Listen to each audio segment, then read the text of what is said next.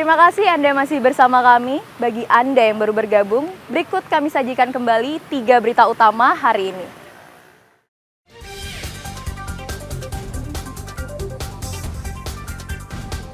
Mendekati liburan Natal dan Tahun Baru, Pelabuhan Benoa dipadati ribuan penumpang.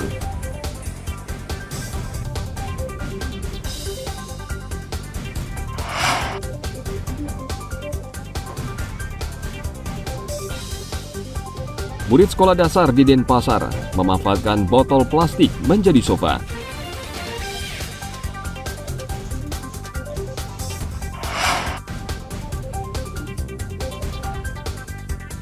Anak-anak desa Batuan Gianyar sejak dini belajar melukis gaya kabasan.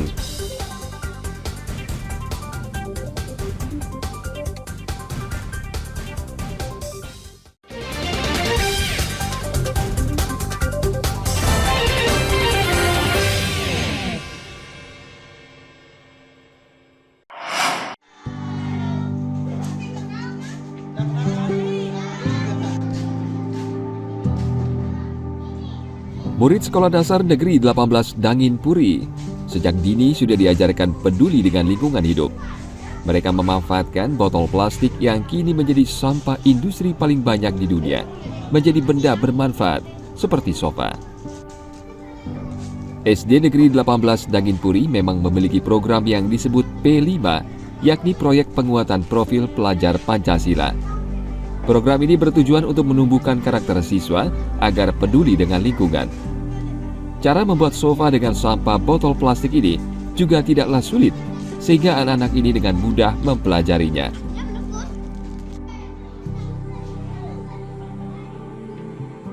Nah, untuk pembuatan sofa ini dibutuhkan 19 botol. Jadi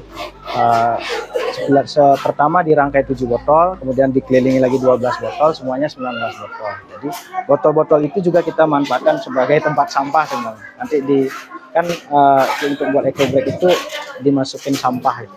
Jadi selain berguna untuk hiasan ruangan atau tempat duduk, sofa ini juga bermanfaat untuk mengurangi sampah atau sebagai penampung sampah seperti itu. Jadi kenapa saya buat sofa ini biar lingkungan bersih aja ya gitu. Soalnya saya sering lihat sih sampah di belakang sekolah nih ya, banyak tuh sampah di halaman, banyak sampah. Jadi saya pungut-pungutin, saya masukin gini jadi bersih. Jadi di rumah juga biasa kayak gitu. Di jalan itu saya lihat kemarin kalau nggak salah ada tuh bapak-bapak yang buang sampah sembarangan ya. Itu yang saya ambil, itu saya masukin sofa itu. Jadinya sofa saya cepat selesai dengan sampah. Tuh. Selain memanfaatkan sampah menjadi barang berguna, SD 18 Dangin Puri secara tidak langsung telah mengajak siswa di sekolah belajar menjadi pengusaha yang peduli terhadap lingkungan atau Green Entrepreneur. Tim Liputan melaporkan dari Kota Denpasar.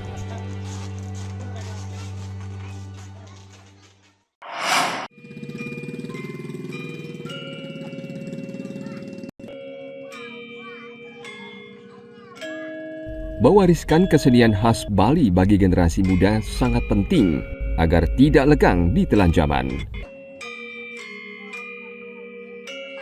Anak-anak di Desa Bahem, Mengwi, Badung sangat menikmati bermain gender, salah satu kesenian khas Bali. Saat waktu luang di luar jam sekolah, mereka asik menekuni kesenian ini agar suatu saat mahir dan bisa mementaskannya. Gender merupakan alat musik tradisional yang bisa menjadi bagian dari pementasan wayang kulit Bali.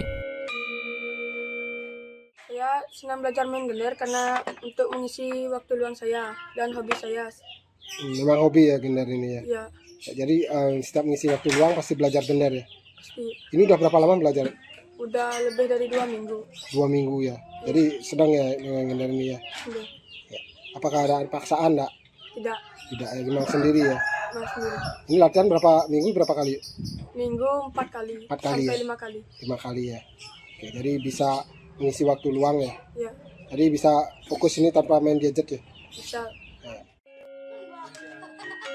Sebagian besar anak-anak di desa Bahe suka memainkan alat musik ini tanpa paksaan dari orang tua karena mereka sejak kecil sudah mengenalnya. Mereka berlatih 5 kali dalam seminggu.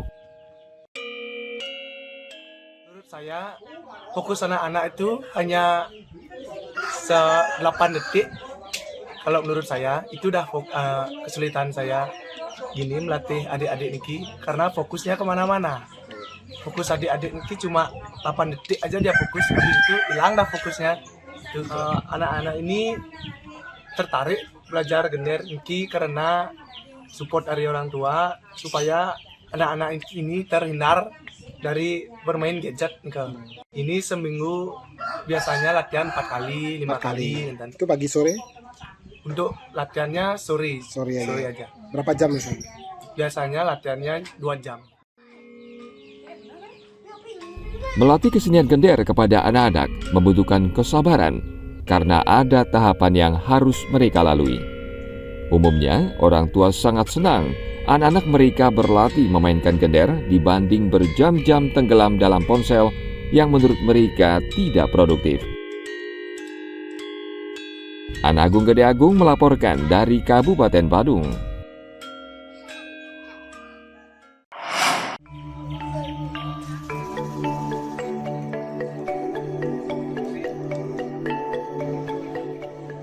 Anak-anak ini tampak asyik menggoreskan kuas dan pena mereka di atas lembaran kertas, melukis dengan gaya khas Bali yang disebut kabasan. Lukisan tradisional asli Bali yang umumnya menggambarkan tokoh atau cerita pewayangan. Anak-anak desa Batuan Gianyar sejak dini memang sudah belajar melukis. Mereka ingin menjadi seniman terkenal Bali karena bisa dijadikan gantungan hidup yang layak. Selain hobi, faktor lingkungan mempengaruhi anak-anak ini asyik tenggelam dalam hobi mereka melukis. Hal ini tidak mengherankan karena Gianyar adalah gudang seniman sehingga banyak sosok yang bisa menjadi panutan mereka. Mereka melukis bukan karena dorongan orang tua tetapi murni keinginan sendiri. Tidak heran kualitas lukisan anak-anak ini sangat baik. Lingkungan keluarga, kebetulan keluarga saya juga ada yaitu seniman, ukir tapi bukan melukis. Dari situlah saya terikat untuk ke dunia seni lah istilahnya. Apalagi di sini di Desa Batuan memiliki seni lukis tradisi ciri khas Batuan. Jadi tidak ada paksaan ya, memang suka ya? Tidak, ya. Memang saya suka dari saya kecil memang suka. Melihat lukisan sangat unik. Unik ya? Jadi paksaan atau bagaimana? Apakah emang senang lukis gambar? Saya suka melukis dari sejak kecil. Sejak kecil ya. Ini udah berapa tahun belajar ini? Dari kelas berapa? Dari kelas 3, sekarang saya sudah kelas 6, mungkin kelas 6. 3 tahun. 3 tahun. Ini lukisan apa yang adik suka? Gambar apa? Gambar Pemandangan ya. Ini sama teman-teman ya di sini ya. Gak mengganggu waktu belajar. Rata-rata anak-anak ini mulai belajar melukis sejak duduk di bangku sekolah dasar hingga sekolah menengah pertama di Desa Batuan. Kegiatan di sanggar ini untuk mengasah imajinasi dan kreativitas mereka lebih tajam. Responnya mereka bagus nggak selama ini? Bagus, luar biasa masyarakat kami di sini di Batuan. Ini kendalanya apa Pak?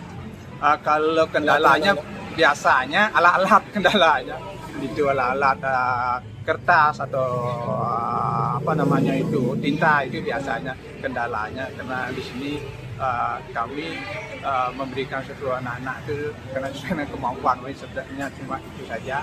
Alat itu biasanya kertas itu yang memang sulit sekali karena biaya.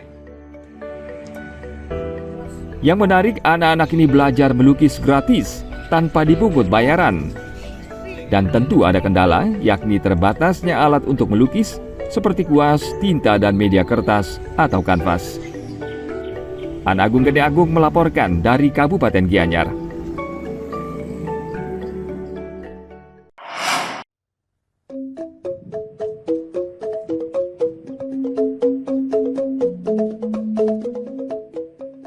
Daerah Tabanan memiliki satu kuliner khas, yakni bubur beras merah. Bubur ini disukai pecinta kuliner karena dibuat dari beras organik dan aneka bumbu rempah. Kuliner tradisional ini antara lain bisa dijumpai di sebuah warung di Jatiluwih. Makanan ini mempunyai cita rasa khas karena dimasak dengan aneka rempah. Satu porsi bubur juga berisi ayam betutu, sayur urap, telur, kacang, serta kerupuk. Istimewaan dari bubur beras merah ini, kita menggunakan beras merah organik, Pak, ya. Kita nggak pakai yang pupuk dari kimia, soalnya kurang bagus untuk kesehatan. Terus di selain itu kita memakai banyak kondimen di sini, Pak, ya. Ada ayam betutu, ada ati ampla, sama telur, juga isi kacang tanah sama kerupuk telur. Ciri khasnya kita pakai gini, bumbu genep sama serai rajanya, ada daun singkongnya juga. Terus kita bungkus. Ya. Senang, ini emang sih yang paling terkenal di sini tempat ini tuh bubur beras merahnya. Terus isiannya itu ya lumayan rame lah gitu. Ada ayam betutunya, terus ada ati sama ampla itu dicincang pakai serai. Terus ada sayurnya juga, sayur urap, juga ada telur. Terus yang paling gini sih favoritnya itu kerupuknya itu dicampur pakai telur aja. Bubur ini bisa dinikmati kapan saja, terutama saat cuaca dingin seperti di Jatiluwih. Satu porsi bubur beras merah dijual seharga Rp15.000. Agung Gede Agung melaporkan dari Tabanan.